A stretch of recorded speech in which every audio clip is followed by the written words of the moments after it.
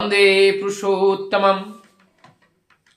दहला देने वाली एक जटाधारी सन्यासी का भविष्यवाणी।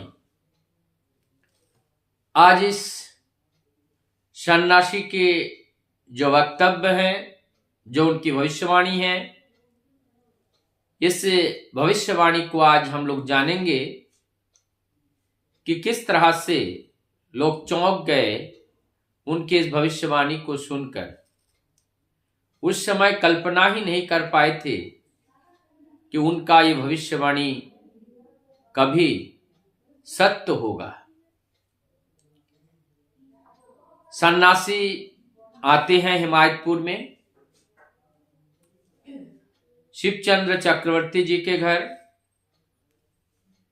भिक्षाम देही करते हुए घर के द्वार पर आवाज लगाते हैं।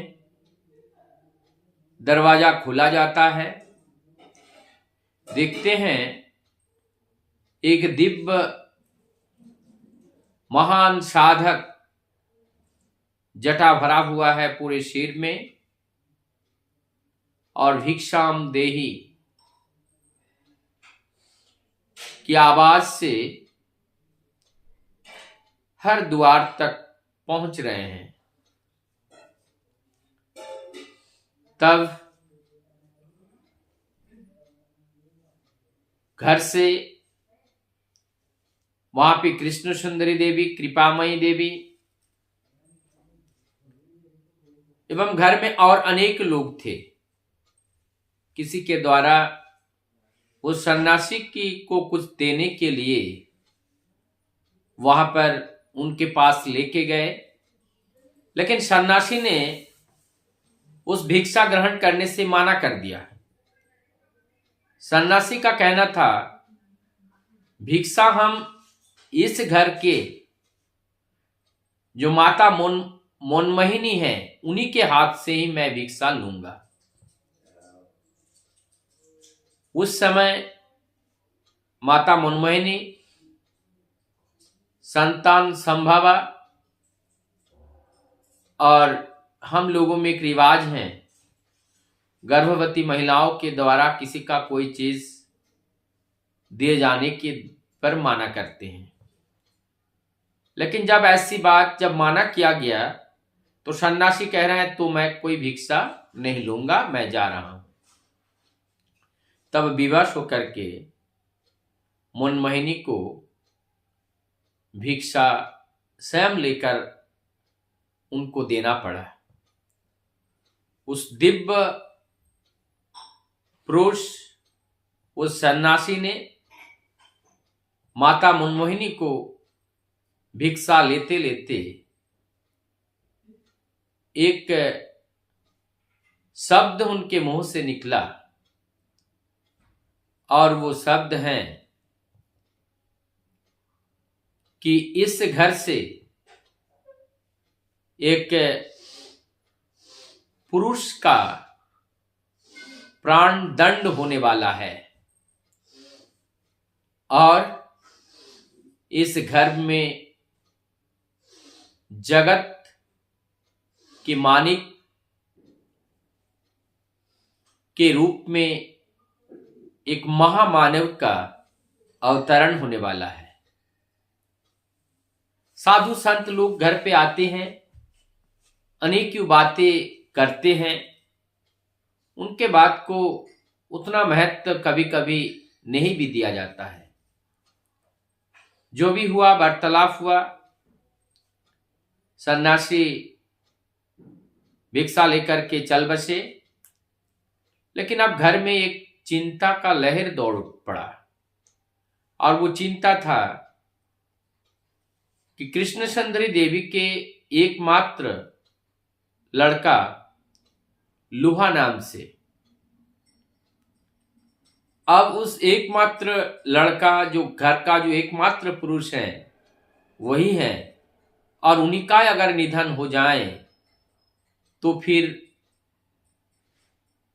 घर पे और कौन रहेगा?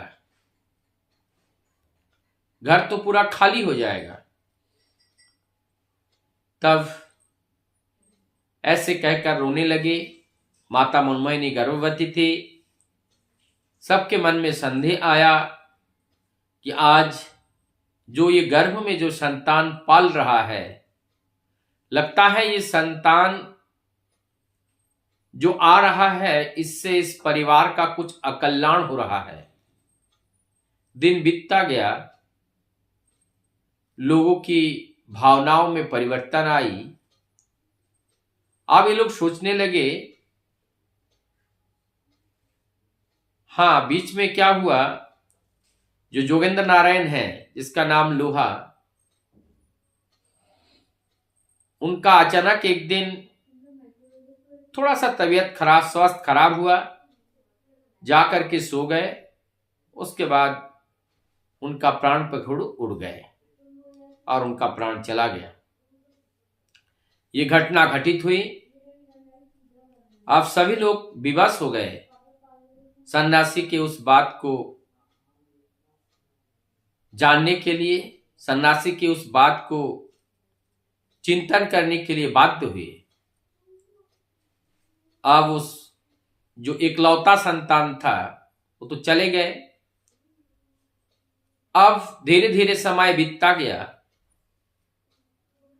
और समय बीतने के बाद 10वां महीना 11वां महीने के अंत में पहुंचने वाला हो गया।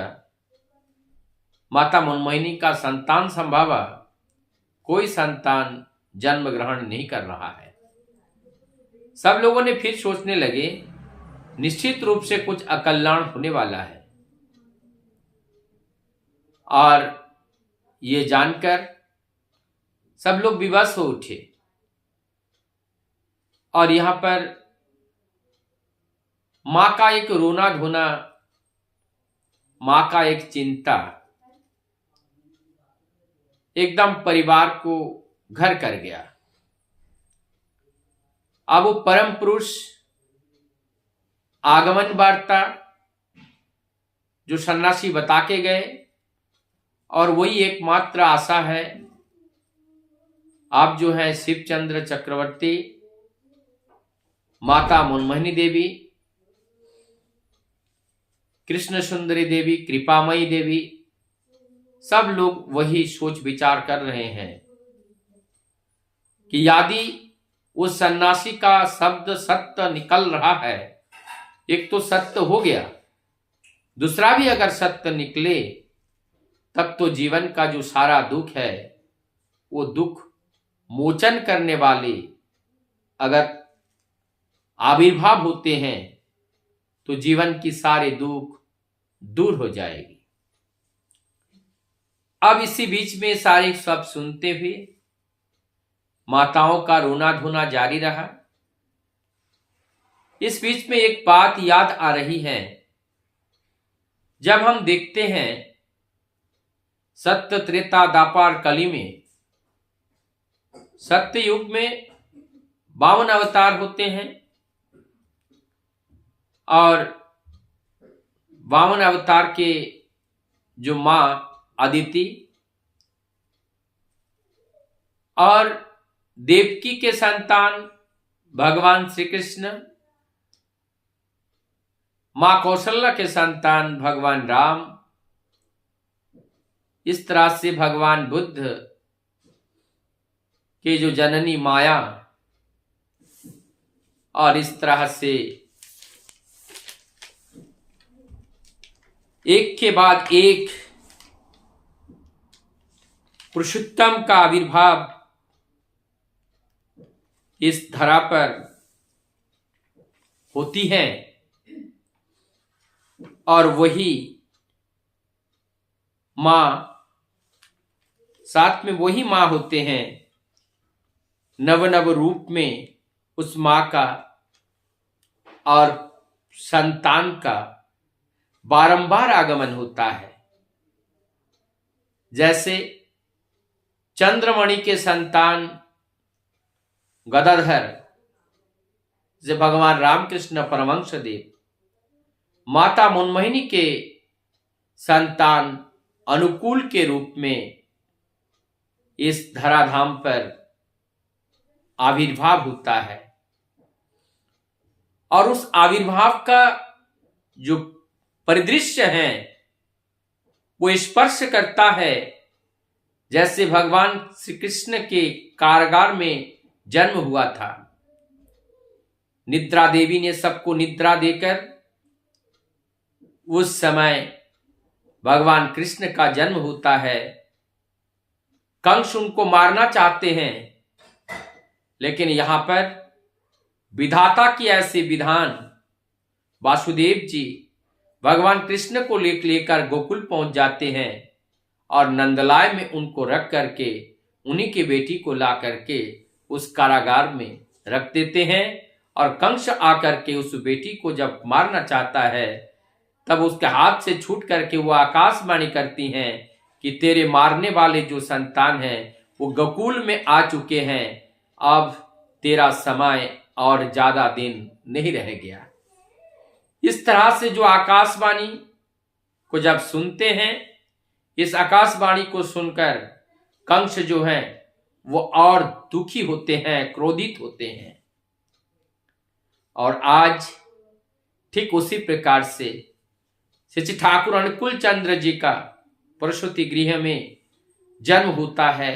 एकदम सुबह जब माता मनमोहिनी भी सो गई, जो दाई माँ थी वो भी सो गई, और एक प्रकाश, एक आलो इस तरह से विस्फारित हुआ कि चारों ओर आलोकित कर दिए। चारों ओर से मछुआरे भी, पास में मछुआरे लोगों का गांव बस्ती था, वहां से भी लोग दौड़ते हुए आए, जिसके हाथ में बाल्टी थी, पानी लेकर, कोई बालू लेकर, रेता लेकर दौड़ते हुए आए कि अब ब्राह्मण परिवार में वहां पे आग लगी है। आकर के देखा वो जो ज्योति थी, वो ज्योति निकल रही थी, वो जो सद्ध जन्मजात जो संतान है उन्हीं से ही ये ज्योति निकल रही थी। और उस संतान जन्म ग्रहण के बाद रोते हैं, लेकिन परम दयाल ठाकुर जी खिलखिलाकर हंस रहे हैं और चारों ओर देख रहे हैं। ऐसा लग रहा है मानो सब परिचित हैं। और उनका मुंडित मस्तिष्क, सिर पर कोई बाल नहीं, एकदम जैसे मानो गौरांग महाप्रभु का संन्यास हो रहा है।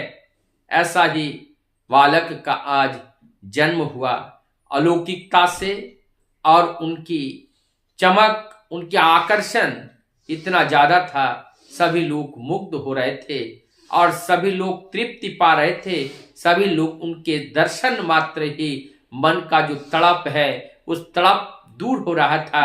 आनंद से सब आनंदित हो रहे थे। चारों ओर एक आलोड़न सृष्टि हो गया कि अब ब्राह्मण परिवार में शिवचंद्र चक्रवर्ती के घर पर एक ऐसी दैवीय संतान का आविर्भाव हुआ है। और वो दिन था 1888 दिन शुक्रवार सुबह 7:05 पर ये प्रभु का आगमन बेला था। और आइए हम इस प्रभु के आगमन पर उनके साथ होकर के, उनके निर्देश को पालन करके हम सभी अपने जीवन को धन्य बनाएं। वंदे